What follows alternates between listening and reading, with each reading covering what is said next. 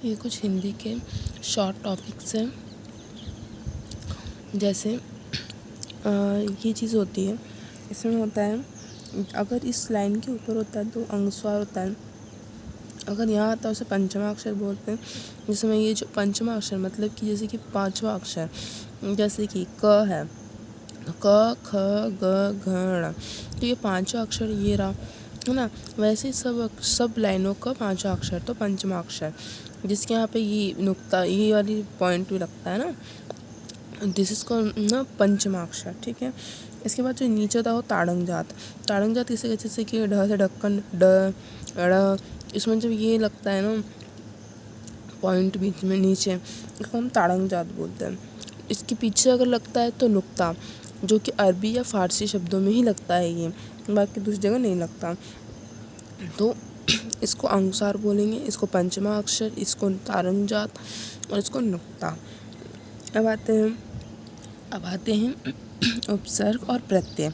उपसर्ग किसे कहते हैं, किसी वर्ड के आगे लगा होता है जिसके पीछे शब्द की उपसर्ग आगे जुड़ता है और पीछे वाले शब्द की वैल्यू होती है। इट्स मीन कॉल्ड कि कोई वर्ड है, उसके पीछे वाली जो उपसर्ग जो होता है वो आगे लगता है, और उसके जो पीछे वाला वर्ड होता है ना उसकी कोई वैल्यू होती है, कोई शब्द होता है बनता है, और उसके आगे वो लग के वो पूरा शब्द बनता है।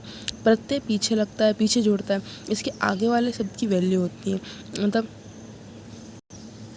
देखिए, इसके आगे वाले शब्द की वैल्यू होती है उपसर्ग में, तो उपसर्ग में पीछे वाले शब्द की वैल्यू होती है और ये आगे जोड़ता है, और प्रत्यय शब्द में पीछे जोड़ता है और इसके आगे वाले शब्द की मतलब धन लगाना हम वो उपसर्ग पूरा प्रत्यय कंप्लीट करते हैं। तो प्रत्यय पीछे लगता है और उपसर्ग आगे लगता है। ठीक है, अब आता है क्रिया। क्रिया जैसे कि माँ बच्चे को दूध पिलाती है, तो यहाँ कर्ता कौन है, माँ, और गौण कर्म क्या है, बच्चा। गौण कर्म तो बच्चे को, और मुख्य कार्य क्या हो रहा है, दूध, और क्रिया क्या हो रही है, पिलाने की। ठीक है, जैसे पक्षी आकाश में उड़ते हैं। ठीक है, तो आकाश में उड़ने का काम कौन कर रहा है, कर्ता। कर्ता कौन है, तो पक्षी।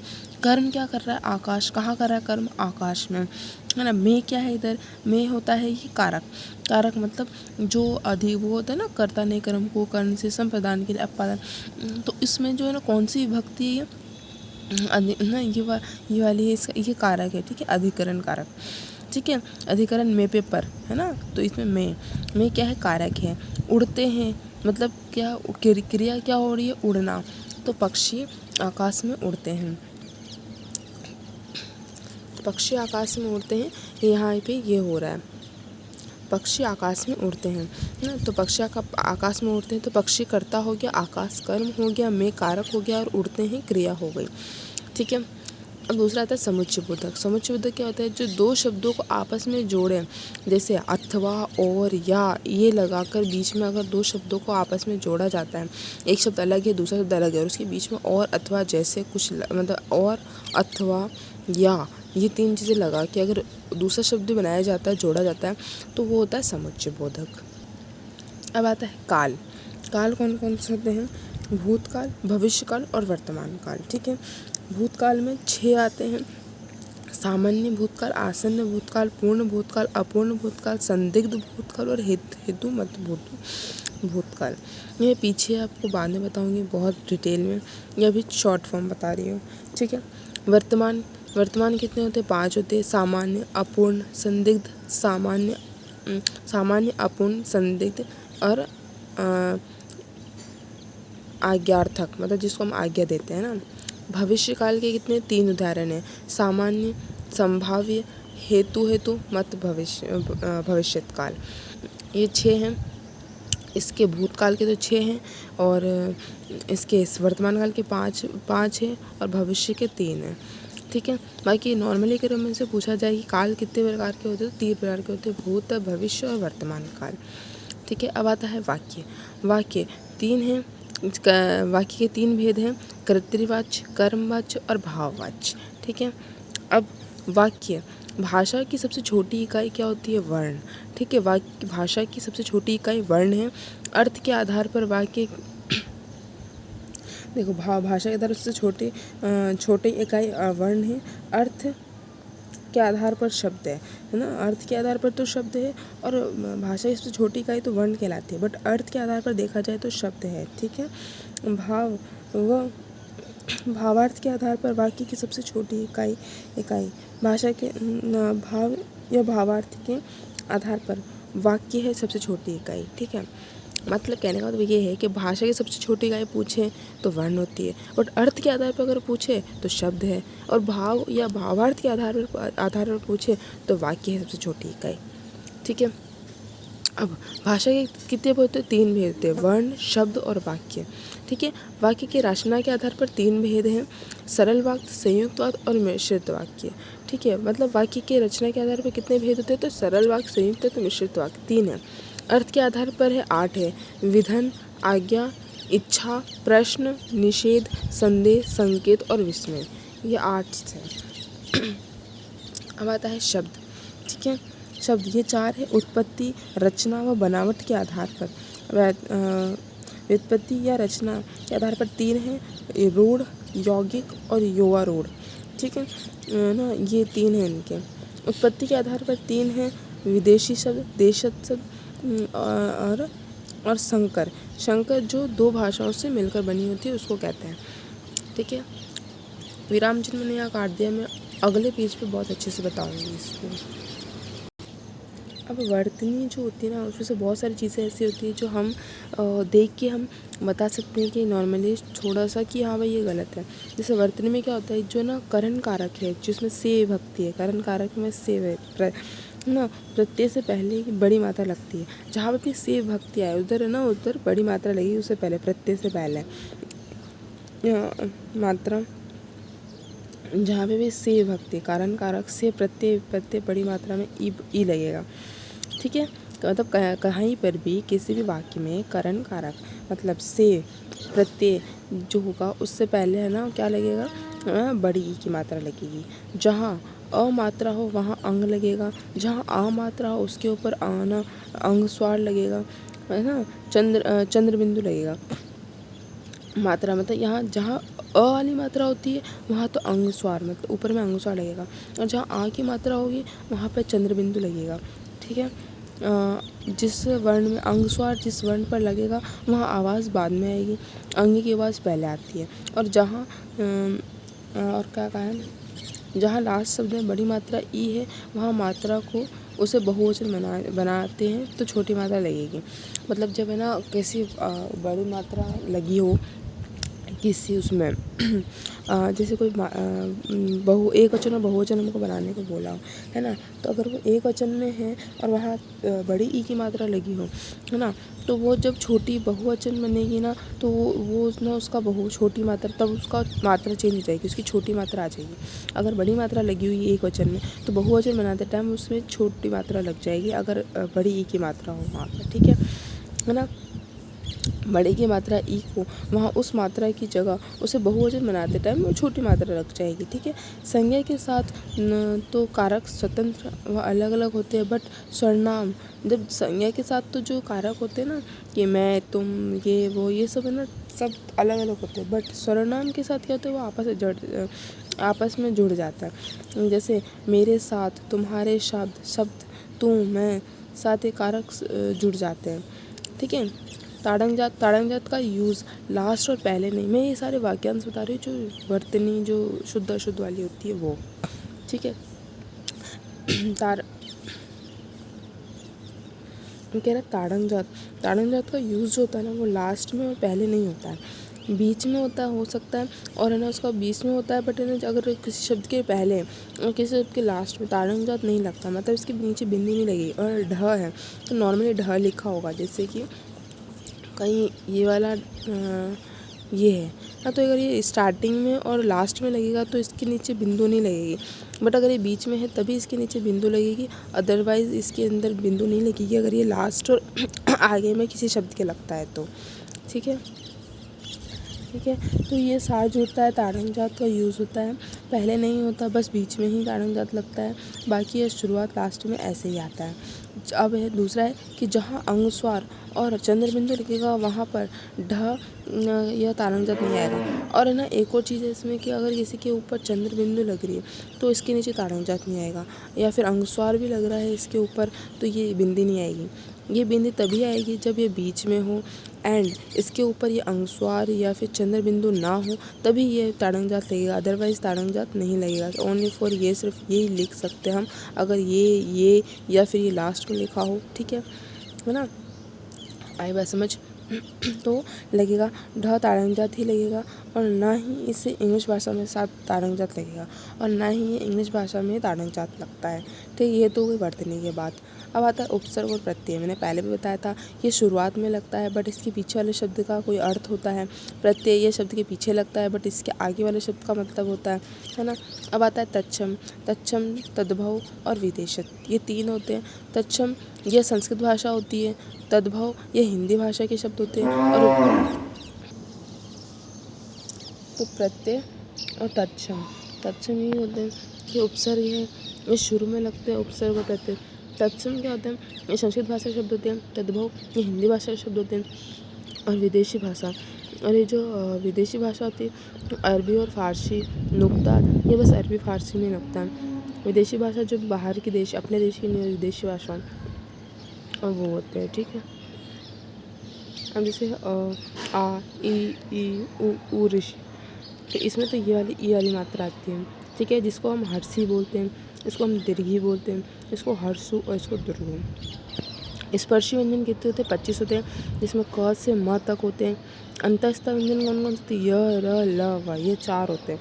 ये बहुत ज़्यादा इंपॉर्टेंट है। अंतस्थ व्यंजन य र ल व, है ना। ऊष्म व्यंजन कौन से होते हैं, श, मतलब जिससे मुँह से ऊष्मा निकलती है। लाइक एक याद करने का बता रही हूँ कि हमारे जिससे मुँह से ऊष्मा निकलती है, इस कॉल्ड ऊष्म व्यंजन, ठीक है। इसमें स्पर्श व्यंजन कितने होते हैं, 25 होते हैं। अंतस्थ व्यंजन 4 होते हैं, यर लव, और ऊष्मी व्यंजन होते हैं श, तालव्य श, मूर्धन्य श, दंश और ह, ठीक है। अब स्वर कितने होते हैं, स्वर 11 होते हैं, अ आ ई उ ऋषि ए ऐ ओ औ। व्यंजन कितने होते हैं, ये होते 33 होते हैं, क ख ग घ च छ ज न ट ट ड न त त द न प प म, तालव्य यर लव, तालव्य मूर्धन्य दंश, ह अक्षत्र ज्ञा, ये भी आते हैं इसी के अंदर, ठीक है। ये अयोग व टोटल 33 होते हैं। अयोग व कौन कौन से, अंग और अ, इसको ये अयोग व होते हैं जो कि इसके साथ आते हैं बट इसमें स्वर में नहीं गिने जाते जिनको। तो यह ना यह उसमें अयोग व व्यंजन कौन से थे, अंग और अ, ठीक है। संयुक्त व्यंजन कौन कौन से थे, अक्षर, त्र, ज्ञा और श्र, ये संयुक्त व्यंजन है। क्यों, क्योंकि अक्षर जो है क और श, मूर्धन्य श, इन दोनों के मेल से बन रहा है। त्र है ये त और प्लस र, इन दोनों के मेल से बन रहा है। ज्ञ आधा ज और य, इन दोनों के मेल से ज्ञ बन रहा है। श्र श और र, इन दोनों के मेल से ये बन रहा है, इसीलिए। और यह उत्क्षिप्त व्यंजन, उत्क्षिप्त व्यंजन कौन सा होता है, ढ और ड, ये जो है ढ से ढक्कन और ड से, ये जो है ना जिसे ताड़न जात लग रहा है, ये है उत्क्षिप्त व्यंजन, ठीक है। अब विलोम शब्द में कौन कौन सी चीज़ें ध्यान रखनी चाहिए। तत्सम शब्द है वो संस्कृत वाले का, अगर कोई तत्सम शब्द है ना, विलोम शब्द में कोई तत्सम शब्द है मतलब संस्कृत वाला शब्द है, तो उसका विलोम भी तत्सम में ही ढूंढना होगा, हमें हिंदी में नहीं ढूंढना होगा। अगर तत्सम में हिंदी में है तो उसका आंसर भी हिंदी में देखना होगा। जैसे एग्जाम्पल में प्रातः दे रखा है ना, उसका विलोम हमको ना ऑप्शन में दे रखा है कि ना सुबह, प्रातः का विलोम हमें दे रखा है रात्रि और रात, ये दोनों दे रखा है। तो हम वहाँ क्या उसको विलोम शब्द किसको चूज़ करेंगे। अब जैसे एग्जाम्पल, अगर हमें रात्रि दे रखा है, रात्रि का विलोम शब्द ढूंढना है और हमारा ऑप्शन में लिखा होगा सुबह और भोर, ठीक है, तो हम रात्रि का विलोम शब्द हम सुबह नहीं, भोर जो प्रातः काल होता है उसको हम राइट करेंगे, न कि इसको। क्यों, क्योंकि यह क्या होता है, यह संस्कृत के वर्ड है, तो संस्कृत के वर्ड में विलोम शब्द भी संस्कृत का ही होना चाहिए। अगर यहाँ पे रात होता और फिर बोलता है कि हमें इनमें से कौन सा ऑप्शन में दे रखा होता, सुबह और भोर दे रखा होता और हमें चूज़ करना होता, तो हम क्या चूज़ करते? सुबह। क्यों? क्योंकि ये हिंदी वर्ड है रात, इसका विलोम शब्द हिंदी में ही ढूंढना होगा। ठीक है, इतनी क्लियर। तो ऐसे हमें विलोम शब्द यहाँ यही बोल रहा है कि तत्सम शब्द अगर संस्कृत का शब्द है तो तत्सम में भी वही होगा, तद्भव शब्द है तो हिंदी में भी वही विलोम शब्द भी हम हिंदी का ही ढूंढे हैं। ठीक है, जब कोई वस्तु देकर वापस ना मिले वहाँ संप्रदान कारक, अभी कारक का बोल रहे हैं, ये मोस्ट पॉइंट है ना। ठीक है, इससे बीच में कुछ भी आ रहा है। ठीक है, तो जब कोई वस्तु ना देकर वापस ना मिले यह संप्रदान कारक होता है लोग, बट जहाँ वापस मिले वहाँ कारक राजा ने प्रजा को कम्बल दिया। देखो कहने का मतलब ये है कि जहाँ पर देने का भाव आता है ना, जहाँ पे जब कोई वस्तु दे रहा है, जैसे कि राजा ने प्रजा को कम्बल दिया, अब कम्बल दिया तो वापस तो लेगा नहीं ना, तो वहाँ संप्रदान कारक आएगा। जहाँ देने का भाव हो और वो चीज़ वापस न ली जाए, इज कॉल्ड कि वहाँ पर हमारा क्या आएगा? संप्रदान कारक आएगा। ठीक है ना, वहाँ पर हमारा संप्रदान कारक आएगा। बट जहाँ पर हम वापस लेने का भाव आए, ठीक है, वहाँ पर संप्रदान कारक नहीं आएगा। भले ही यहाँ कोई विभक्ति लग रही है कि ना प्रजा ने कम्बल को राजा ने प्रजा को कम्बल दिया, को विभक्ति कहाँ आती है? हमारे कर्म में, कर्ता ने कर्म को, है ना, कर्म में आती है को विभक्ति। बट राजा वापस कम्बल नहीं लेगा वापस प्रजा से, है ना, तो दान दिया है तो इधर यहाँ संप्रदान कारक आएगा कोई विभक्ति आने के बाद भी। बट जैसे पुस्तक राम को दी या राम ने पुस्तक सीता को दी, तो पुस्तक दी तो वापस भी तो ले सकता है ना, तो यहाँ क्या आएगा? कर्म तत्पुरुष आएगा। ठीक है, मतलब जहाँ देने का भाव आए और वापस न ली जाए वो चीज़, वहाँ यहाँ पर संप्रदान कारक, और जहाँ पर लेने का भाव आए कि हो सकता है वो ले सकता है उससे, तो वहाँ आएगा कर्म। ठीक है, ये होती है इसमें डिफरेंस। हम पढ़ेंगे रस। ठीक है, रस क्या होता है? रस का अव्यय अंग 4 प्रकार के होते हैं: स्थायी भाव, विभाव, अनुभाव और संचारी भाव। ठीक, ये 4 होते हैं। विभाव क्या होते हैं? ये 2 होते हैं, आश्रयलंबी और विषयालंबी। आश्रयलंबी क्या होते हैं? आश्रयलंबी वो होते हैं जिनके मन के भाव आया हो। ठीक है, जिसके मन में भाव आया हो वो तो आश्रय, और विषयालंबी जिसके लिए भाव आया हो वो विषयालंबी। ठीक है, आश्रयलंबी क्या होती है कि जैसे कि आश्रयलंबी जिसके मन में भाव आया है और विषयालंबी जिसके लिए भाव आया है।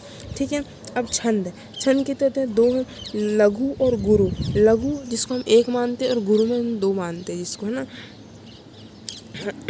इसमें 2 मानते हैं।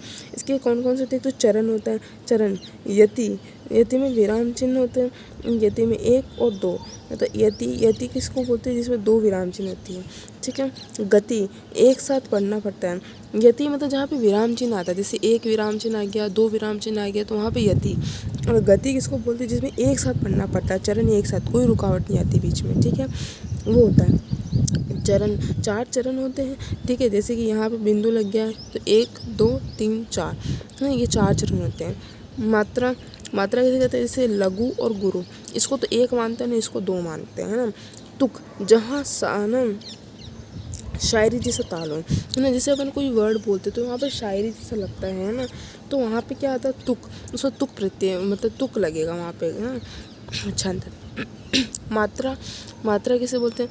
अंग है वहाँ पे, मतलब मात्रा जो होती है कैसे लगाते हैं? जहाँ पर अंग है वहाँ पर ये लगेगा। ठीक है, इसको 2 मात्राएं गिनी जाएगी।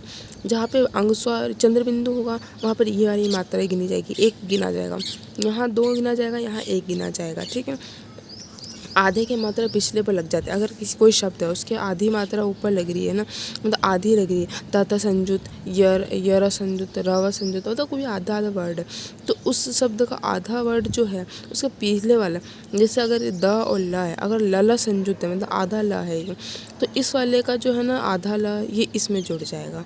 ठीक है, अगर ये 1 गिना जा रहा है तो इसका आधा इसमें गिन जाएगा, तो द को 2 गिना जाएगा।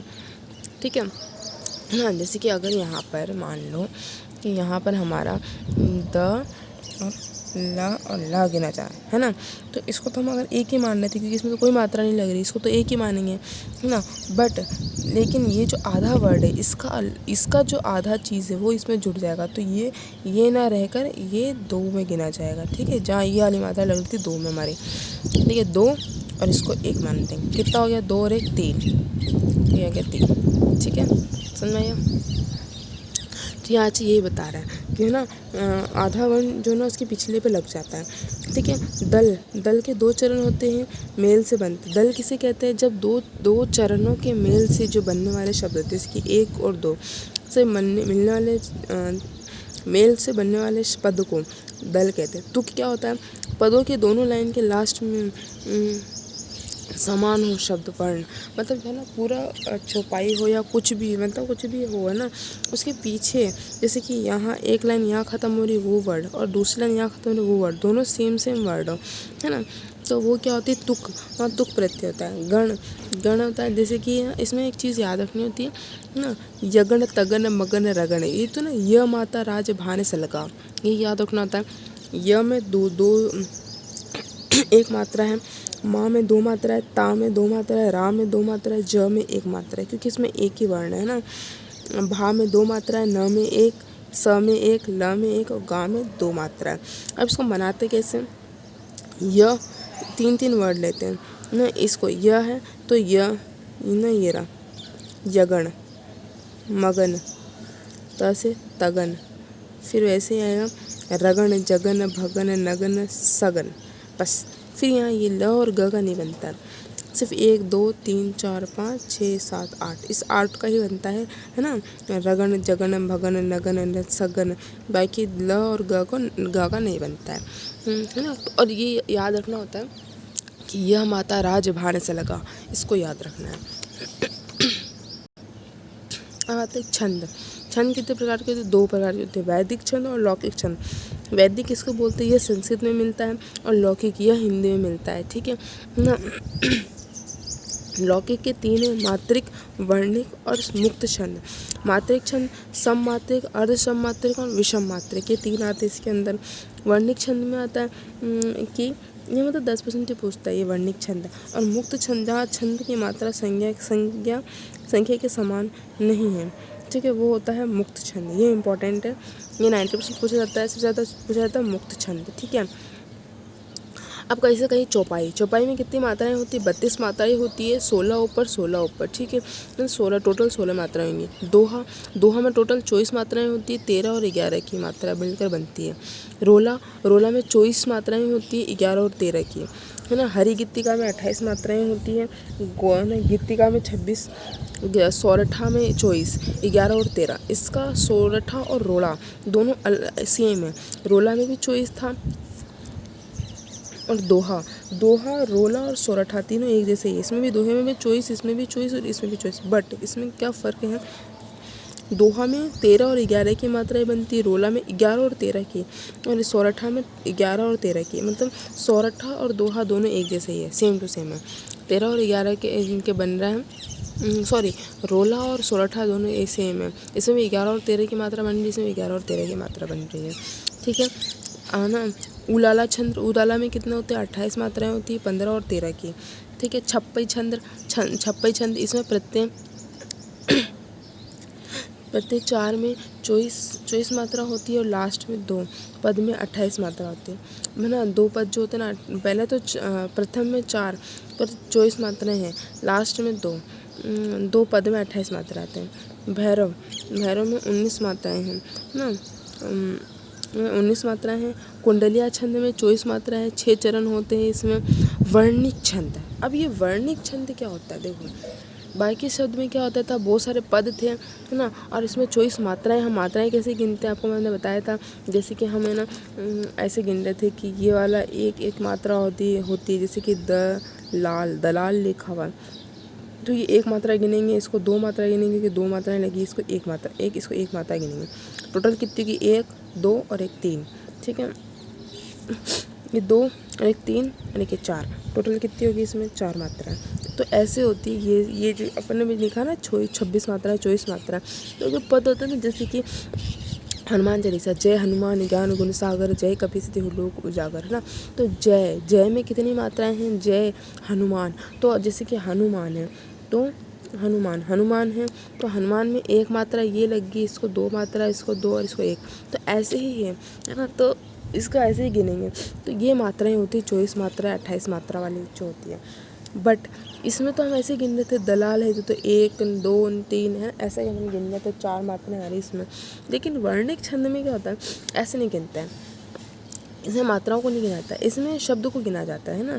जिसमें कि वर्णिक छंद होते हैं ये सीधा गिनते हैं। जैसे कि दलाल लिखा हो तो कितने वर्ण है, 1 2 3, इसमें 3 वर्ण है, बस ऐसे गिनते हैं। इसमें ये नहीं है कि 1 हो गया, ये 2 हो गया, नहीं ये 3 हो गया, ऐसे नहीं। दिस इज कॉल्ड ऐसे 1 2 3 4 5, तो दिस इज कॉल्ड वर्णिक छंद। इसमें वर्णों को गिना जाता है, ना कि उनकी मात्राओं को, ठीक है। सवैया छंद, इसमें 22 से 26 वर्ण होते हैं। इसमें वही 1 2 3 4 5 करके गिना जाता है, लेकिन इसमें 22 से 26 वर्ण होंगे। और द्रुत विलंबित, इसमें भी 12 वर्ण होंगे, 1 2 3 4 5 करके, ठीक है। आता है वर्ण, वर्ण कितने होते, 2 होते हैं, स्वर और व्यंजन, है ना। स्वर 11 होते हैं, 33 व्यंजन होते हैं, टोटल होते हैं 24 संख्याएं होती है, ठीक है ना। स्वर और व्यंजन कितने, स्वर और व्यंजन, स्वर 11 होते हैं, 33 और पूछे व्यंजन कितने प्रकार के होते हैं, 33 व्यंजन है। स्वर कितने होते हैं, 11 हैं, ठीक है। टोटल कितने होते हैं, 44 संख्या होती है। संधि, अब आता है संधि। संधि क्या होती है, 3 तरह की होती है, स्वर संधि, व्यंजन संधि और विसर्ग संधि। स्वर संधि कब होती है, जब स्वर और स्वर का मेल होता है तब स्वर संधि होती है। स्वर और व्यंजन का मेल होता है तो व्यंजन संधि होगी, ठीक है। बट अगर व्यंजन प्लस व्यंजन की होगा तो स्वर होगा। मतलब देखो स्वर किस कब होता है, जब स्वर और स्वर मिलेगा तब स्वर संधि, व्यंजन प्लस व्यंजन मिलेगा तब स्वर संधि, ठीक है। बट अगर स्वर प्लस व्यंजन मिला तो व्यंजन संधि, व्यंजन प्लस स्वर मिला तब भी व्यंजन संधि, ठीक है। बट अगर विसर्ग संधि कब होगा, जब वहाँ पे विसर्ग लगा होगा बीच में, तो दिस इज कॉल्ड विसर्ग संधि, ठीक है। तब आएगा विसर्ग संधि हमारा, है ना। तो विसर्ग संधि तब आती है हमारी।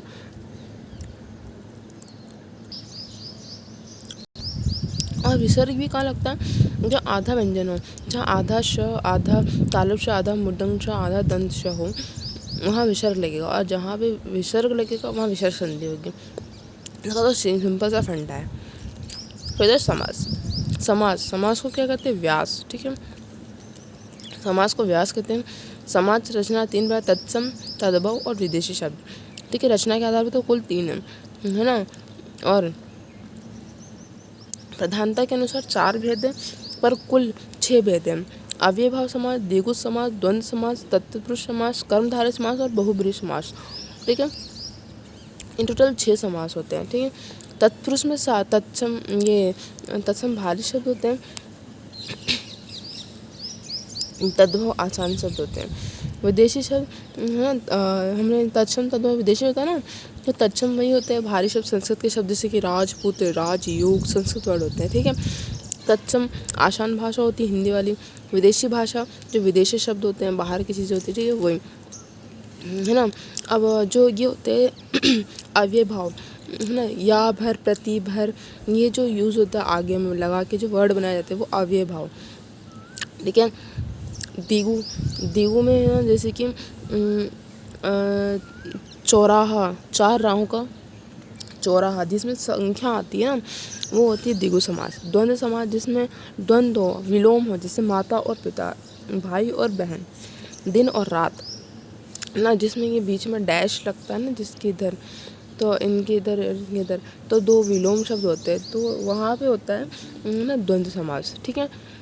तत्पुरुष समास में सारे कारक आ जाते हैं, जैसे कर्ता ने कर्म को कर्म से संप्रदान के लिए अपादान से संबंध, इसमें 8 विभक्त कारक नहीं आते, तो 6 ही कारक आते हैं, नीचे के 2 नहीं गिने जाते हैं, है ना। तो इसमें ये वाले नहीं गिने जाते हैं। और कर्मधारय ना, जिसमें जैसे ना प्रधानता होती है, वो एक अलग ही ना उसमें दिया जाता है, बट पर्टिकुलर किसी एक व्यक्ति पे फोकस नहीं किया जाता। नीला है जो कमल, बट किसी एक व्यक्ति पे फोकस नहीं किया जाता, नीला, है ना, वैसे, है ना। माखन चोर किसे होते हैं, जो माखन चुराता है, बट ज़रूरी तो नहीं कि सिर्फ कृष्ण जी माखन चुराते, और भी चुराते होंगे, तो वहाँ कर्मधारय आ जाएगा। बहुब्री नीला है वो जिसमें किसी पर्टिकुलर किसी एक व्यक्ति को फोकस किया गया हो। जैसे कि हो गया हमारा, जैसे कि नीलाकंठ है जिसका, किसका, भगवान शिव का। तो यहाँ क्या हो गया, ये हमारा ये वाला शब्द हो जाता है कि जहाँ बहुव्रीहि समास वहाँ आता है, जैसे किसी एक पर्टिकुलर व्यक्ति पर फोकस किया जाता है। संज्ञा, अब आता है संज्ञा कितने प्रकार के, 2 प्रकार के होते हैं, दर्श और अदर्श। दर्श जिसको वास्तविक कहते हैं, जिसे हम देख सकते हैं, अवास्तविक अदृश्य जिसे हम देख नहीं सकते। देख सकते हैं व्यक्तिवाचक और जातिवाचक, ठीक है। मूल रूप से 2 प्रकार के होते थे, है ना, वास्तविक और अवास्तविक। वास्तविक में क्या होता है व्यक्तिवाचक और जातिवाचक, और अदृश्य में क्या होता है भाववाचक, है ना। फिर भेद, मूल रूप से भेद तो 2 प्रकार के होते हैं, बाकी 3 प्रकार के। प्राचीन हिंदी में 5 प्रकार के थे, आधुनिक हिंदी में 3 प्रकार के संज्ञा, ठीक है। आधुनिक हिंदी में 3 प्रकार के हैं, प्राचीन हिंदी में 5 प्रकार के थे। और अगर मूल रूप से देखा जाए तो इनके 2 ही भेद होते हैं, वास्तविक और अवास्तविक। मूल रूप से मतलब जड़ रूप से क्या होती है, 2 ही है, वास्तविक और अवास्तविक।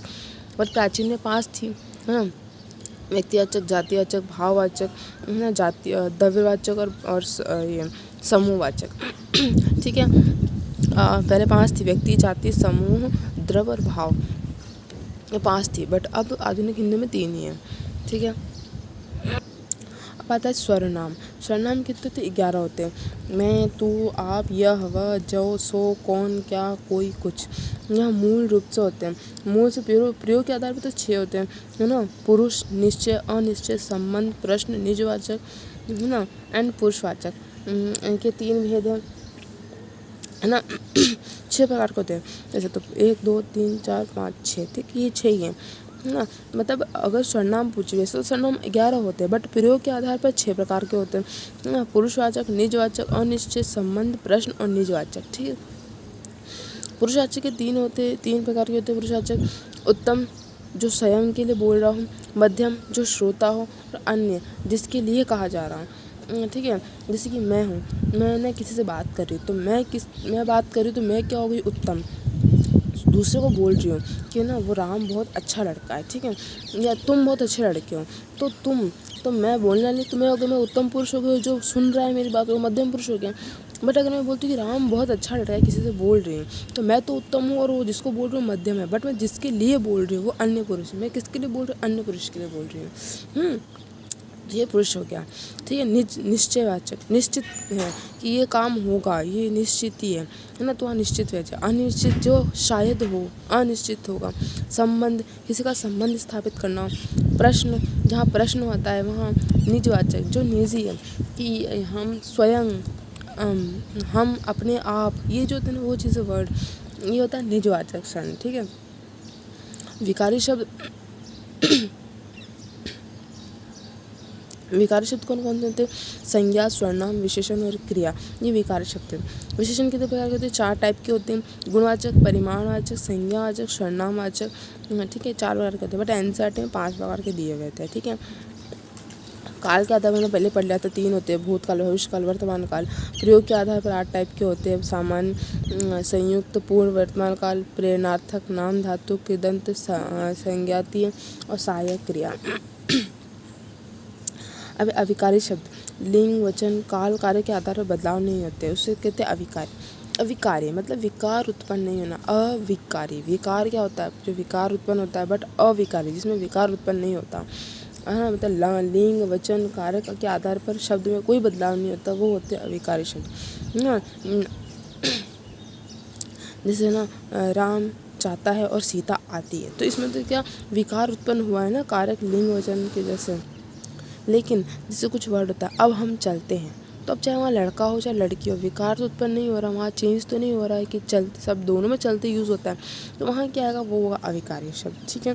तो 4 प्रकार के होते हैं, क्रिया विशेषण, समुच्चय बोधक, संबंध और विषयादि बोधक, और निपात, ये होते हैं। और निपात इम्पोर्टेंट नहीं है, ठीक है। लिंग क्या होता है, हिंदी में 2 प्रकार के, स्त्रीलिंग और पुल्लिंग, बट संस्कृत में पूछे तो वो 3 प्रकार के होते हैं, स्त्रीलिंग, पुल्लिंग और नपुंसकलिंग, ठीक है। वचन हिंदी में 2 प्रकार के होते हैं, एक वचन और बहुवचन, बट संस्कृत में कितने 3 प्रकार के होते हैं, एक वचन, बहुवचन और एक वचन, द्विवचन और बहुवचन, 3 प्रकार के होते हैं, बट हिंदी में पूछे 2 ही प्रकार होते हैं। कारक कारक मूल भाषा में 6 हैं, हिंदी में 8 हैं, है ना।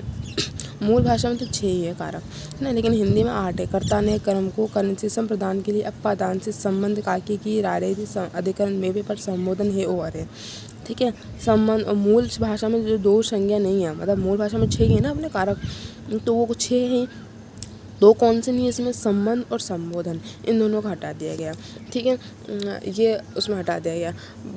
और जो मैंने बताया था वो पहले कि जो तत्पुरुष समास है उसमें जो निकाल दिया गया था, उसमें भी 6 ही कारक हैं। उसमें कौन कौन से कारक हटा दिए गए, उसमें जो ना कर्ता कारक, स्टार्टिंग का कारक और संबोधन, इन दोनों को नहीं जोड़ा जाता उसमें सिर्फ 6 जोड़ते हैं। इसमें कर्म, कारण, संप्रदान, अपादान, संबंध और अधिकरण, बस ये 6 ही जोड़ते हैं। कर्ता और संबंध नहीं आता उसमें ना तत्पुरुष वाले में।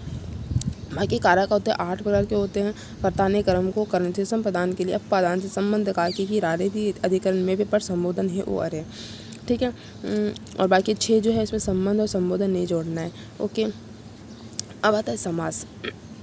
समास मैंने पहले बता देता, अव्ययभाव समास, तत्पुरुष समास, कर्मधारय समास, देहु समास, द्वंद्व समास और बहुब्रीहि समास। इसको याद करने का ट्रिक बनाया था मैंने कि लड़के के मन में आया भाव तो अव्यय भाव। तत्पुरुष समास, तत्पुरुष मतलब कौन किसके मन में आया, पुरुष के मन में आया तो तत्पुरुष समास। कर्मधारय क्या मन में आया विचार, कर्म करने के लिए, ये याद करने का ट्रिक है बस, है ना। फिर देहु समास ना, घर आने वाले, फिर घर पे आने के बाद उसने क्या किया, घर आने पे दोगला पाना किया, क्या किया, द्वंद्व कर दिया। द्वंद्व मतलब द्वंद्व, दोनों के बीच में द्वंद्व हो गया, घर वाले और उसके बीच में। बहुब्रीहि, लेकिन किसके साथ हुआ, बहू के साथ हुआ तो बहुब्रीहि। ये याद करने का ट्रिक है, बाकी ऐसा कुछ नहीं, बस ये याद रखना है आपको। अव्यय भाव, तत्पुरुष, कर्मधारय, देहु, द्वंद्व, बहुब्रीहि, ये 6 प्रकार के होते हैं समास। अव्यय भाव समास, अव्यय भाव समास में क्या आता है, यथा, आ, भर, अनु, निर, प्र, प्रति, के आगे लगता है शब्द के तब एक शब्द बनता है, तो वहाँ क्या आएगा, अव्यय भाव। तत्पुरुष समास क्या होता है, का, की, को, के, लिए, में। तत्पुरुष में वही है ना, कारक कर्ता ने कर्म को कर्ण से संप्रदान के, तो जितने भी विभक्ति आती है उसमें वो कारक चिन्ह वो इसमें आ जाता है। कर्मधारी में है जो, है समान, ये आते कर्म, है जो, जिसके समान, इनके समान, वो आता है इसमें कर्मधारी में। बट किसी पर्टिकुलर एक व्यक्ति को फोकस नहीं करता, है ना। द्विगु समास जिसमें प्रथम संख्या 1, 2, 3 आए, है ना, वैसे ही मैंने बताया था आपको, चौराहा, 3 राहों का समूह चौराहा ना। द्वंद्व और या फिर के डैश आता है, तो वहाँ पर विलोम शब्द होते हैं, द्वंद्व समास। बहुब्रीहि इसमें भगवानों का नाम, अधिकतर भगवानों का नाम होते हैं, तीसरे व्यक्ति को वो करता है, जिक्र होता है वहाँ पे, है। अब है रस क्या है, भरत मुनि जो होते हैं उनके हिसाब से तो 8 कहा जाता था। अब है ना, अभिन्न गुप्त 11 कहा जाता है। अभिनव गुप्त के हिसाब से तो 11 थे, भरत मुनि के हिसाब से 8 है रस, बट अभिनव गुप्त ने 11 कहा। और हास्य रस और करुण रस, इन दो और जोड़ा था, 8 थे, 11 इन्होंने हास्य रस और करुण रस और शोक, ये इनको 3 और जोड़े थे, है ना। बाकी जो 8 रस है वो कौन कौन से, वीर रस, रौद्र रस, भयानक रस मतलब डर, इभत्स मतलब घृणा वाला रस, अद्भुत मतलब आश्चर्य वाला रस, शांत रस, वात्सल्य रस, बालक प्रेम होता है, भक्ति रस। यह सब स्थायी भाव के भाव हैं। ये स्थायी भाव है जो ये बने रहते हैं। सॉरी, मैं ये बाद में वापस बताऊँगी, ये रस वाला पिछले मैंने अच्छे से लिख रखा हुआ है। अभी तो यही है कि ना, वीर रस होते हैं भरत मुनि के हिसाब से तो 8 है, और ना अभिनव गुप्त ने 11 बताए थे, यही याद रखना। बाकी मैं ये चीज़ पीछे बताऊँगी।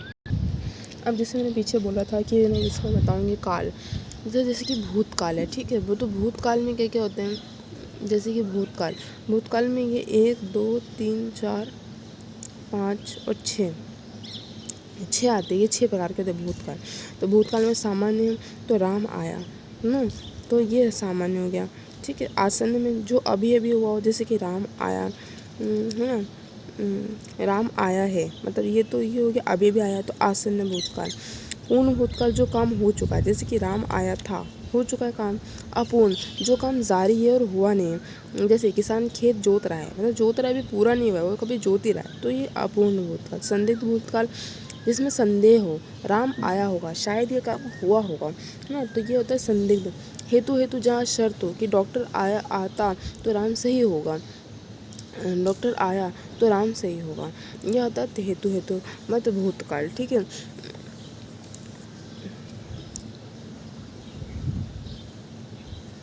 वर्तमान काल, वर्तमान काल के 1 2 3 4 प्रकार के होते हैं वर्तमान काल। ठीक है ना। 4 सामान्य 2 बार लिखते हैं इसलिए यहाँ पे 5 दिख रहा है, बट होते 4 ही हैं। वर्तमान काल सामान्य, राम आता है ना, मतलब राम जल्दी उठता है। ये जो तो ना सामान्य होते हैं कि राम उठता है, राम जल्दी आता है, सुबह हम नाश्ता करते हैं, ये सब सामान्य वर्तमान काल होते हैं। अपूर्ण, राम जा रहा है, जो अभी हो रहा है। ठीक है। राम जा रहा है, अपूर्ण हुआ नहीं, अभी हो ही रहा है, वो जा रहा है अभी, है ना, वर्तमान काल। संदिग्ध, अंत में होगा, मतलब राम अंत में होगा, ये लिखा हुआ है ना, अंत में होगा आएगा, जैसे कि राम आता होगा। संदेह है, पता नहीं आया होगा कि नहीं आएगा, बट अभी आता होगा, है ना। संदिग्ध है, संदेह है ना। सामान्य ऊपर बता ही दिया था, है ना। अज्ञार्थक, जहाँ आज्ञा दे, राम बाजार से सब्जी लाओ, जहाँ आज्ञा दे, न तुम किताब पढ़ो, राम किताब पढ़ो, सीता उठ जाओ, ये सब जो होता है ना अज्ञार्थक होते हैं। भविष्यकाल, भविष्यकाल कौन कौन से होते हैं? ये भविष्यकाल 3 प्रकार के होते हैं। सामान्य, राम आएगा, संभाव्य न, शायद मोहन पढ़ेगा। हेतु हेतु, यह दूसरों पर निर्भर होता है, वो आए तो मैं जाऊँ। ठीक है। भविष्यकाल, अगर वो आए तो मैं जाऊँ, है ना। ये वर्तमान काल है, वही है वर्तमान काल। जो मैंने वर्तमान काल तो हमने पढ़ा ही लिया था, वही चीज़ है। वर्तमान काल में सामान्य, अपूर्ण, पूर्ण और संदिग्ध। सामान्य में पढ़ता हूँ, जो करता है हमेशा। अपूर्ण, मैं पढ़ रहा हूँ, चल रहा है, जो चल रहा है अभी। पूर्ण, मैं पढ़ चुका हूँ, वर्तमान में हो चुका है। संदिग्ध, आसन, शायद वह पढ़ रहा हो या खेल रहा हो, ये हो। अब संधि, संधि के बाद स्वर संधि, व्यंजन संधि, विसर्ग संधि। देखो अब इसमें ना सर ने टाइप ऐसे इसके समझाया था, वैसे तो वही है स्वर संधि, व्यंजन संधि, द्विस्वर संधि मैंने बताया था। बट स्वर संधि जो थे ना 5 प्रकार के होते हैं। ठीक है। दीर्घ स्वर, गुण स्वर संधि, वृद्धि संधि, यण संधि और अयाधि संधि, ये 5 प्रकार के होते हैं स्वर। ठीक है। अब इसके फॉर्मूले से भी सीखे तो भी है, नहीं सीखे तो पहले वाला सिखाया तो वो भी काफ़ी है। बट एक फॉर्मूला ऐसा भी होता है, फॉर्मूला होता है अ और आ, इसको हम एक ग्रुप में रखते हैं। ई ऊ और ऋषि को बी ग्रुप में, ए आई और ओ को सी ग्रुप में। ठीक है।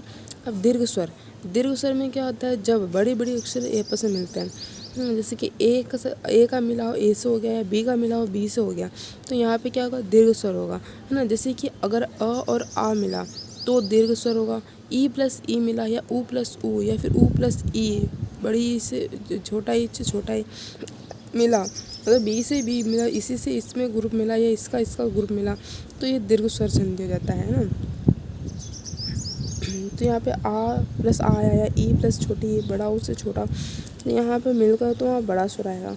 गुण स्वर में क्या होगा, जब ए प्लस बी का होगा, मतलब एक ग्रुप, मतलब अ या आ, ये बी वाले ग्रुप से मिलेगा, ई या फिर ई ऊ इनमें किसी से भी मिलता है ना, तो वहाँ पे गुण स्वर आएगा। जैसे ए प्लस बी मिला तो ये ए ग्रुप बी ग्रुप से मिला तो गुण स्वर संधि।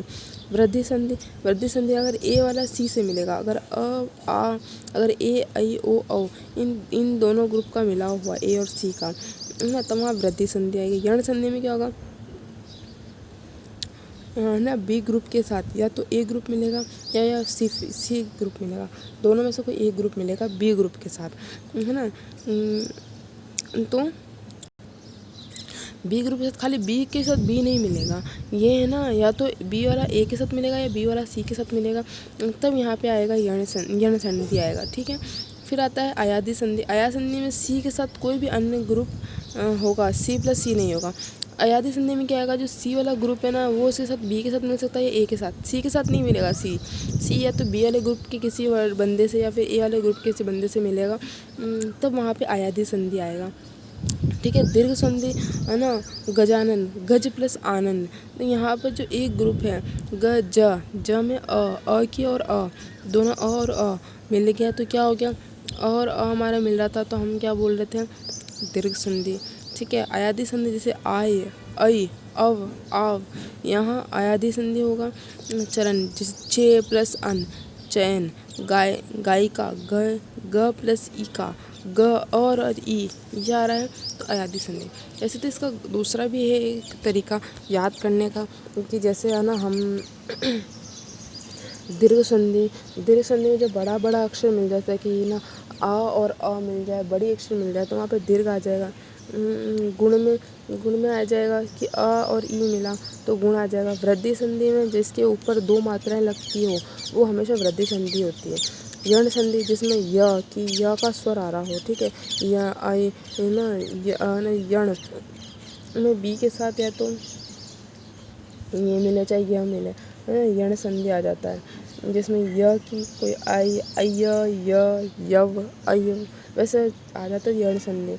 अयादी संधि में वही होता है कि ना आय अव आव, यहाँ पे अयादी संधि आएगा।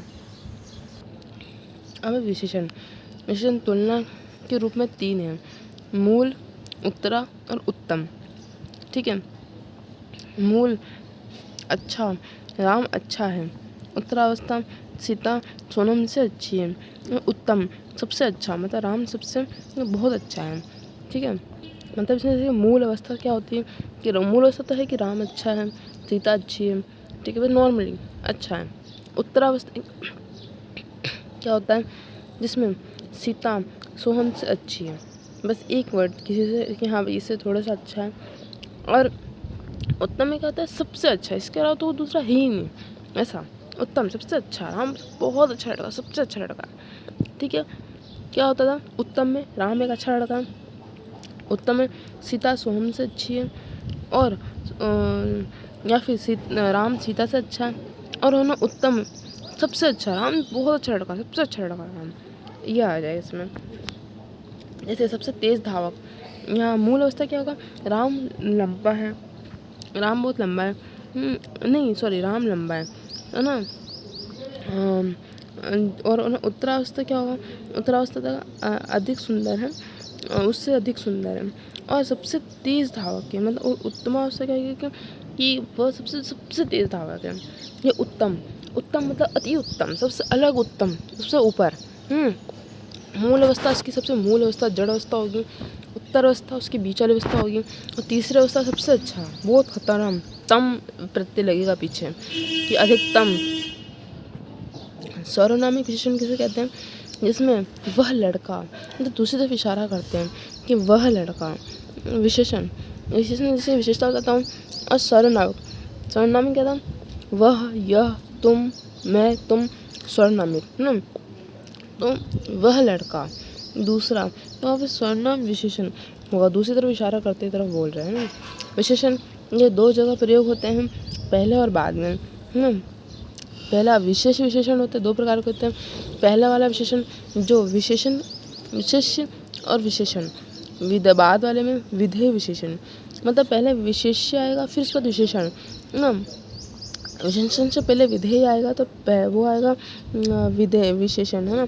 और है ना विधेय विशेषण, जो विशेषण विधेय के बाद में आएगा। जैसे एग्जाम्पल कि ना विशेष और विशेष विशेषण में क्या आएगा, यह काली गाय, मतलब विशेष क्या हो गया, विशेषण तो वैसे विशेष विशेषण क्या होगा, काली पहले आएगा और गाय बाद में आएगा, मतलब विशेष कौन है, गाय, और विशेषण क्या है, काली गाय, ठीक है। विधेय विशेषण में क्या आएगा, विधेय पहले गाय आएगा विधेय, और विशेषण बाद में आएगा काली। हम अगर इसे याद कर लेना विधेय विशेषण तो ये अपना भी पता चल जाएगा, 2 ही तो है। विधेय विशेषण क्या आएगा, पहले गाय आएगा फिर काली, कि ना यह गाय काली है, तो गाय पहले आया विशेषण बाद में आया, ठीक है, विशेषण बाद में आया तो काली गाय। वैसे विशेष विशेषण में क्या आएगा, विशेष काली है और गाय कौन है, गाय काली है, एक काली गाय है ना, तो वैसा आ गया। अब आता है संज्ञा मुख्य रूप से 5 है ना, जैसे जिसमें व्यक्ति, जाति, द्रव्य, समूह और भाव।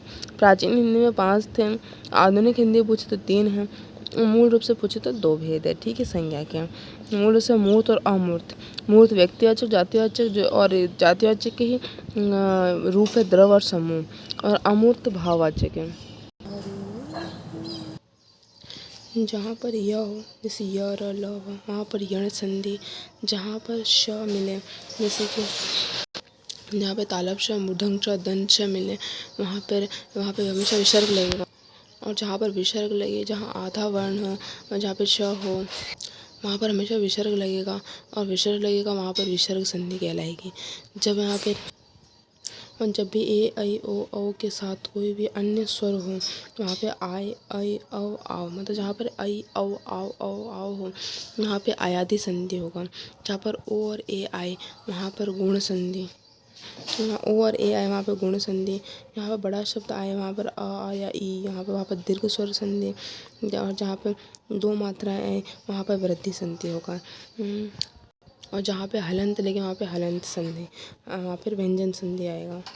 निपात निपात निपात क्या होते हैं? वे शब्द जिसमें पूरा जोर डालते। एग्जाम्पल भी, है ना, जैसे कि तुम भी कल जाओगे, तुम भी जोर डाल रहा है। केवल पास, मेरे पास केवल 1 रुपये है, तो केवल यहाँ पे जोर डाल रहा है। मेरे पास मात्र 2 मिनट, जैसे मात्र 2 मिनट में आया, मात्र यहाँ जोर डाल रहा है। घर तक जाना संभव नहीं, घर तक यहाँ पे जोर डाल रहा है। तो जहाँ पे जो शब्द तक है, भर भी, तुम भी, मात्र, यदि ये जो शब्द होते हैं जो जोर डालते हैं वहाँ होते हैं निपात शब्द। हमें समुच्चय बोधक क्या होता है? यह जोड़ते समय जुड़ने का काम करता है। या शब्द जुड़े क्योंकि, इसलिए, ताकि, यह है, तथा, एवं, और, अथवा, कि, किंतु, परंतु, है ना, ऐसे शब्द होते हैं जो समुच्चय बोधक, जो जुड़ने का काम करते हैं। 2 शब्दों को जोड़ते हैं वो समुच्चय बोधक होते हैं। जैसे एग्जाम्पल में, उसने मेहनत की पर सफलता नहीं मिली। पर राम और श्याम खेल रहे हैं, तो और आया। तुम घर जाओ ताकि आराम कर सको।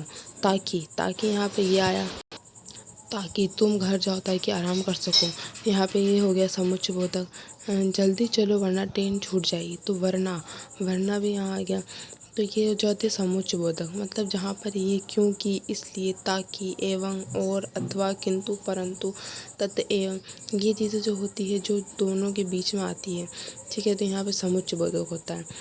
संबंध बोधक जहाँ पे संबंध बनाते हैं, जिसमें कि एग्जाम्पल में के बिना, के ऊपर, के पास में ये आते हैं। जैसे कि सीता के बिना राम अधूरे, राम के बिना नहीं जाऊंगी, ये सीता के पास हूँ। तो यहाँ पर ये सब आए, के बिना, के ऊपर, के पास में, जहाँ संबंध स्थापित होते हैं वहाँ संबंध बोधक। जहाँ पे हलंत लगता है वहाँ व्यंजन संधि होती है। ये हलंत वही लगता है जहाँ पर ज आधा झ के साथ झ, ह के साथ ल, आधे वर्ण होते हैं। ट के साथ ट, च के साथ छ, ई के साथ ड, ई हो, वहाँ पे लगता है हलंत। और जहाँ हलंत लगता है वहाँ व्यंजन संधि होती है। कर्तृवाच्य क्या होते हैं? जहाँ क्रिया का संबंध सीधा कर्ता से हो, क्रिया या लिंग वचन कर्ता के अनुसार हो। एग्जाम्पल, रोहन क्रिकेट खेलता है, सीता क्रिकेट खेलती है। तो यहाँ पे कर्म कर्तृवाच्य होता है ढंग, करने का ढंग। राम आता है, सीता आती है।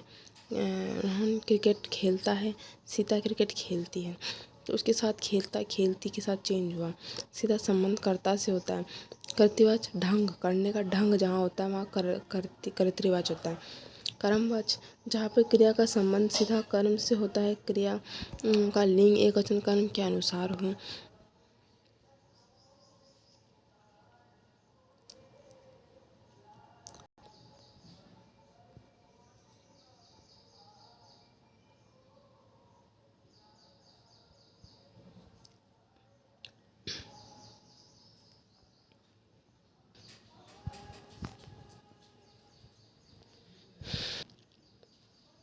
अब आता है रस श्रृंगार रस, जिसको मैं रति बोलते हैं।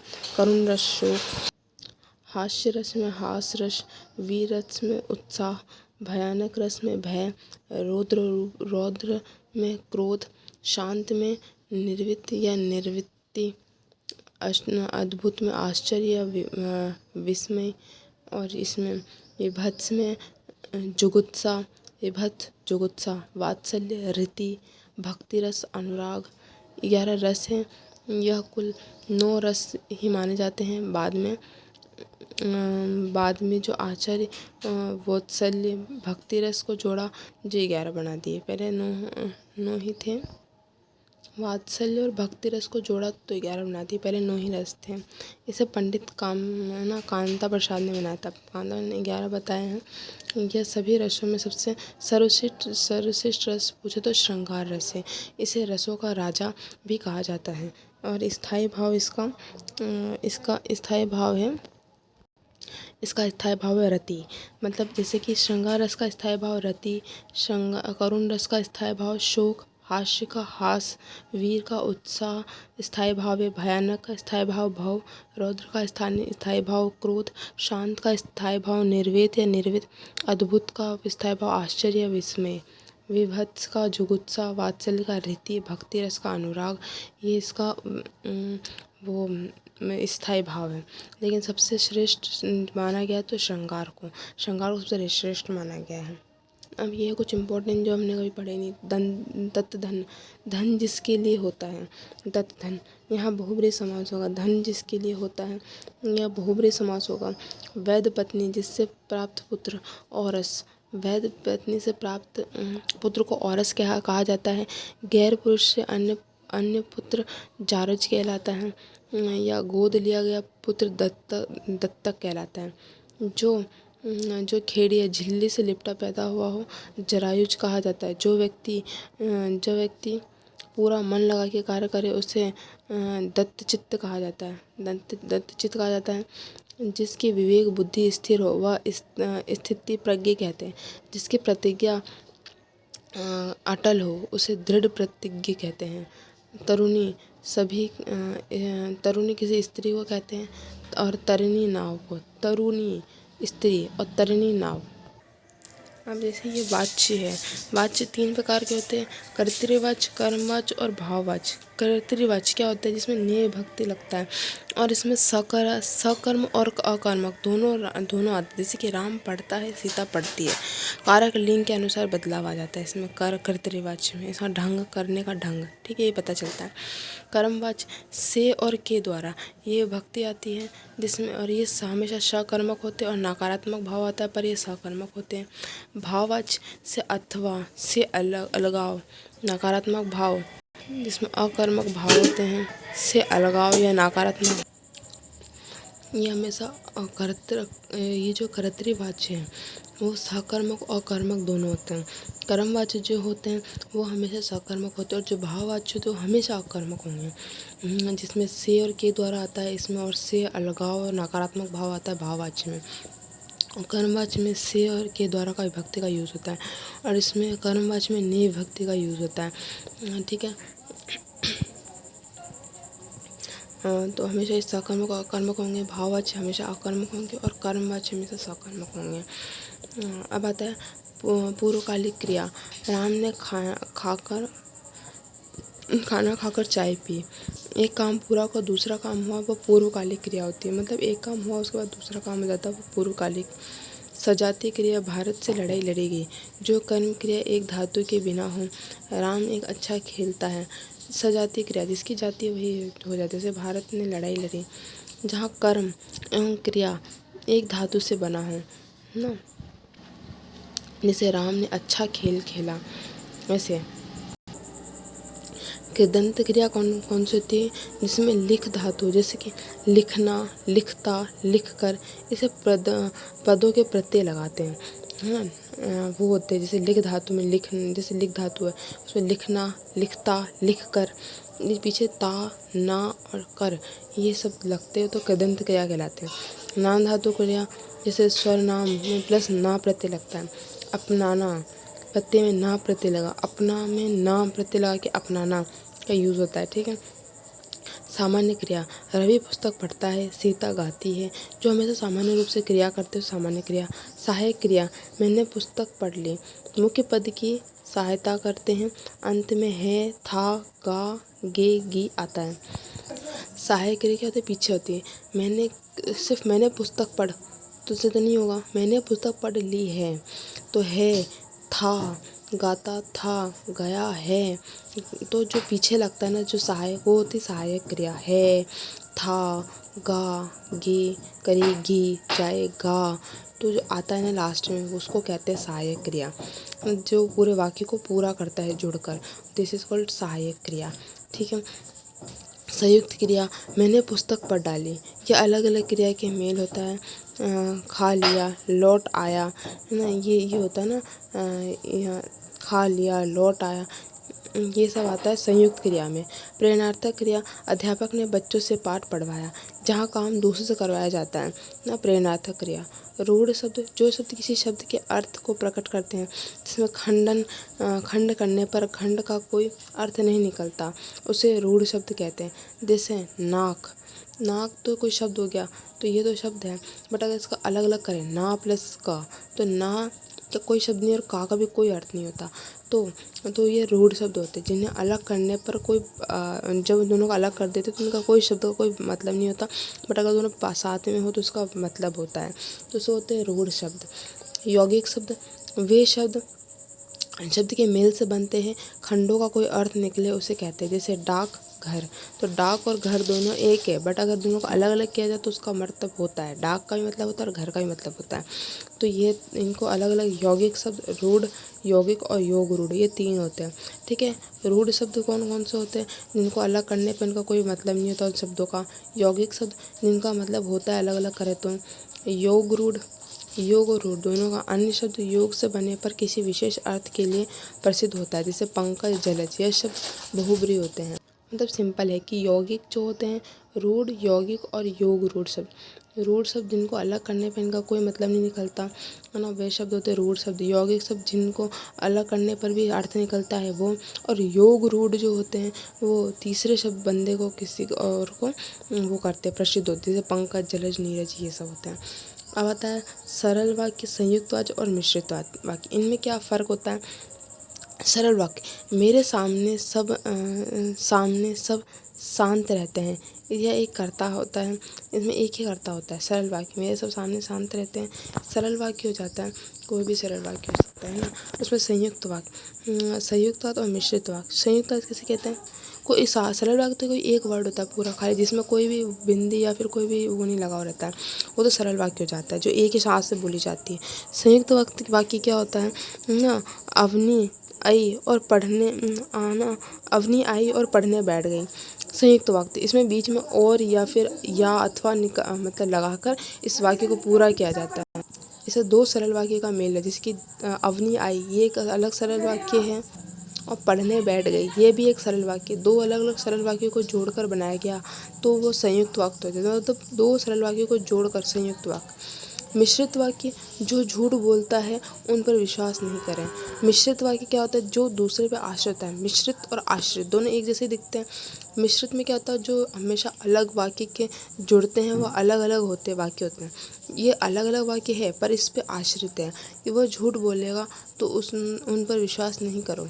जो जो जाएगा सो पाएगा, जो करेगा सो भरेगा, तो वो उस पे आश्रित है वो शब्द। अगर ये ना हो तो इसका कोई वैल्यू नहीं, ये नहीं है तो इसका कोई वैल्यू नहीं। तो दोनों शब्द एक दूसरे पे आश्रित है तो मिश्रित वाक्य होता है। संयुक्त वाक्य दो अलग अलग भाव है, अगर अलग अलग कर दिया जाए तो भी इनकी वैल्यू होती है, बट और या अथवा लगा के इन दोनों को जोड़ दिया जाता है तो संयुक्त वाक्य। सरल वाक्य तो एक ही लाइन में बोली जाती है। तो ये तीन हो गए, सरल वाक्य, संयुक्त तो मिश्रित वाक्य। पूर्व वाक्य किसे कहते हैं? पहले के समय को पूर्वा, मध्यकाल, दोपहर के समय को समय पूर्वा, पहले का समय, मध्याह्न, दोपहर का समय, ना अप, अप, पूर्वा, पहले का समय, मध्या, दोपहर का समय, अपराह, दोपहर के बाद का टाइम, और विज्ञान जो प्रातः काल का टाइम उसको कहते हैं। तो वाच्य तो तीन प्रकार के होते हैं। मैंने पहले ही पढ़ा था वाच्य, ऊपर में पढ़ा था हमने वाच्य, यहाँ पे वापस पढ़ रहे हैं। ठीक है। तो वाच्य जो होते हैं उसमें क्या होता है? नकारात्मक का भाव होता है, दोनों प्रकार में आता है। नकारात्मक का भाव आता है भाव और कर्मवाच्य, बट अंतर बस इतना आता है, भाववाच्य और कर्मवाच्य दोनों में ना जो होता है ना, कर्मवाच्य और ये कर्तृवाच्य और है ना भाव, दोनों में ना प्रत्यय आता है, मतलब नकारात्मक का भाव आता है। बस अंतर इतना होता है बस अंतर इतना होता है कि इसमें क्या होता है, जो कर्मवाच्य होते हैं इसमें ना जिसमें ने इसमें अकर्मक और सकर्मक दोनों आते हैं, लेकिन भाववाच्य जो है ना उसमें सिर्फ अकर्मक शब्द आते हैं। जो भाववाच्य है उसमें क्रिया अकर्मक होती है। एग्जाम्पल, उससे चला नहीं जाता, यह चलना अकर्मक है। ये चलना, क्योंकि जो क्या चल रहा है ये तो पता ही नहीं चल रहा, तो ये अकर्मक क्रिया हो गया। आंसर नहीं मिला, क्या चल रहा है, जहाँ पे आंसर नहीं मिला तो अकर्मक हो गया। और जहाँ अकर्मक है वहाँ भाववाच्य होगा। कर्मवाच्य क्या होगा, जहाँ सीता से आम खाया नहीं जाता, यह भी ये भी वही अकर्मक ही है। नहीं, नकारात्मक भाव इसमें भी आ रहा है। इसमें भी नकारात्मक भाव था कि चला नहीं जाता, इसमें भी आ रहा है कि खाया नहीं जाता, पर दोनों में अंतर है। इसमें क्या चला नहीं जाता, तो क्या चला नहीं जाता, इसका आंसर नहीं मिला तो ये अकर्मक हो गया, तो ये भाववाच्य में आ जाएगा। बट इसमें तो हमें आंसर मिल रहा है कि सीता ने क्या खाया, आम खाया, तो यहाँ पर इसका भाव आम खाया, इसका आंसर मिल रहा है हमें कि क्या खाया, तो इसलिए नकारात्मक होने के बावजूद ये कर्मवाच्य में आएगा। क्यों? क्योंकि ये अकर्मक क्रिया है और ये सकर्मक क्रिया है, इसीलिए यह अकर्मक क्रिया थी इसलिए भाववाच्य में आया। ठीक है, दोनों में नकारात्मक भाव आता है, बस अंतर इतना है कि दोनों में मतलब दोनों में आता है ये दोनों में आता है नकारात्मक भाव, पर बस अंतर इतना है कि भाववाच्य में अकर्मक क्रिया आती है, जो क्या हो रहा है वो उसका आंसर हमें नहीं मिलता, और ये जाता होता है वो सकर्मक क्रिया होती है, इसमें क्या काम हो रहा है ये पता चल रहा है। जैसे सीता ने आम खाया ना, तो यहाँ आम खाना ये सकर्मक क्रिया होती है ना, लेकिन नकारात्मक भाव भी उत्पन्न हो रहा है, इसलिए कर्मवाच्य आएगा। कर्तृवाच्य इसमें क्रिया अकर्मक और सकर्मक दोनों यूज होता है। जैसे कर्ता वैसे ही क्रिया, जैसा कर्ता होगा वैसे क्रिया हो गई, और इसमें ने विभक्ति आती का यूज़ ज़्यादा होता है। जैसे राम पढ़ता है पुल्लिंग, और सीता पढ़ती है तो स्त्रीलिंग, तो इसमें पढ़ता है और पढ़ती है दोनों अलग अलग हैं। तो कर्तृवाच्य तो पढ़ती है स्त्रीलिंग है, जो क्रिया कैसा वैसा ही करते होता है। एग्जाम्पल, राम जाता है, सीता जाती है ना। ने विभक्ति है, अध्यापक ने छात्र को पढ़ाया, जब विभक्ति कर्ता के साथ कर्म दोनों के साथ विभक्ति मिले तो क्रिया हमेशा एकवचन होगी। ठीक है, कहने का मतलब ये है, जैसे एग्जाम्पल है कि अध्यापक ने छात्र को पढ़ाया, ठीक है, तो ये एकवचन में हो जाएगा। क्यों? क्योंकि जब दो विभक्ति आती है, इसमें दो विभक्ति है, ने भी विभक्ति और को भी विभक्ति है, मतलब एक शब्द में अगर दो विभक्ति आ जाती तो वो एकवचन हो जाता है। तो इसलिए एकवचन आया, इसलिए पढ़ाया, लास्ट में हमने पढ़ाया, ये एकवचन आता है, एकवचन में पढ़ाया यूज़ होता है ना, तो इसलिए हमने इसको एकवचन बना दिया। जब भी एक वाक्य में दो विभक्ति आ जाती है, ने विभक्ति आती है और को विभक्ति, दो विभक्ति आई है इसमें, तो वो वाक्य एकवचन कहलाता है, और उसमें हम पढ़ाया लास्ट में जोड़ते हैं, मतलब एकवचन वाली जो होती है ना सहायक क्रिया, वो जोड़ते हैं। ठीक है, अब अव्यय भाव, अब 3 प्रकार के अव्यय भाव, समुच्चयबोधक और संबंधबोधक अव्यय भाव में होता है, कुल 5 होते हैं, है ना। और एक मिनट, अव्यय भाव जो मूल रूप से 4 होते हैं, क्रिया विशेषण, संबंध, समुच्चय और विस्मय आदि बोधक। ठीक है, क्रिया विशेषण का मूल भेद कौन सा अव्यय के, अव्यय भाव समास के, क्रिया विशेषण, संबंध बोधक क्रिया विशेषण, समुच्चय बोधक क्रिया विशेषण और सहना विस्मय आदि क्रिया अव्यय भाव से ना। ठीक है, ये 4 प्रकार के होते हैं, और कुल भेद है 5 प्रकार के, जिसमें यही है क्रिया विशेषण, संबंध, समुच्चय, संबोधन। बस एक निपात अलग जोड़ जाता है। निपात क्या होता है, यह जोड़ डालता है, जैसे कि मैं, केवल, भी, ये सब आता है जो उन्हें निपात होते हैं। ठीक है, ये होते हैं। फिर आता है क्रिया विशेषण। क्रिया विशेषण के चार भेद है, कालवाचक, स्थानवाचक, परिमाण, रीति मतलब ढंग, है ना। सॉरी, मैं जो कृत्रिवाच को ढंग बता रही थी, तो कृत्रिवाच ढंग नहीं होता, जो ये रीतिवाचक होता है वो होता है ढंग, करने का ढंग। रीतिवाचक होता है वो होता है करने का ढंग, है ना, ये होता है। तो इसमें कौन कौन से होते हैं, कालवाच्य, स्थानवाचक, परिमाणवाचक और रीति या ढंगवाचक, है ना टाइप। रीतिवाचक धीरे धीरे, ये ढंग होता है, जल्दी जल्दी, ये चलने का ढंग है ना, तो ये हो जाता है रीतिवाचक, है ना। समुच्चयबोधक क्या होता है, क्रिया विशेषण, काल, स्थान, परिमाण, रीति, ढंग यह बताता है रीतिया धीरे धीरे चलना, ये सब ढंग है। समुच्चय बोधक जैसे किंतु, परंतु, लेकिन, इसलिए और यह जोड़ता है उसे कहते हैं। जैसे मोहन पढ़ता है और सोहन खेलता है, तो दो अलग अलग वाक्य और उन दोनों को जोड़ने का काम क्या कर रहा है, किंतु, परंतु, लेकिन, इसलिए और अथवा, ये सब। तो समुच्चय बोधक संबंध हो जाता है के ऊपर, के नीचे, के दाएं, के बाएं, यह आता है। जैसे पेड़ के नीचे मत बैठो, तो के नीचे आया, तो जहाँ पे के नीचे, के ऊपर, के दाएं, वहाँ संबंध आएगा। ठीक है। अब चार विशेषण का विलोम है ना, विश्लेषण, सजातीय विलोम, विजातीय, समष्टि का विलोम, वृष्टि, है ना। किल्विश का समानार्थी क्या होगा, पाप। किल्विश का समानार्थी पाप होगा। विशिख पर्यायवाची बाण। बुद्ध का पर्यायवाची पंडित या मनीषी। पर्यायवाची तरुण, तरु का वृक्ष, पेड़, विटप और तरखत पर्यायवाची होता है। सरोज का पर्यायवाची तालाब, तड़ाग, सरोवर, जोहड़, पोखर, जलाशय। सुई का तत्सम सूची और सूचिका। तत्सम अनार, दाड़ीमम। अनार का तत्सम क्या होगा, दाड़ीमम। तरबूज का खरबूज। ठीक है। अनेक युगों से चले आने वाले शब्द को क्या कहते हैं, सनातन। अनेक युगों से चले आने वाला, सनातन। महल के अंदर के भाग को क्या कहते हैं, अंतपुर को बोलते हैं। स्वयं सेवक किसे बोलते हैं, जो स्वयं की इच्छा से दूसरों की सेवा करे, वो स्वयं सेवक होता है ना। भय गति सांप छछूंदर करी, इसका क्या अर्थ होता है, दुविधा में होना। लोकोक्ति का अर्थ है भय गति सांप छछूंदर करी। मतलब लोकोक्ति का क्या अर्थ है, दुविधा में होना, है ना।